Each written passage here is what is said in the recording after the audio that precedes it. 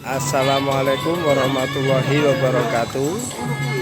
Witi-witi rembug desa dulur niki poro-poro lagi badhe ngrembug bersih desa ana ing desa Gondang Kulon. Nah, sakmenika sampun sami padha nglempak. Menika bapak nggih nembe dugi nggih.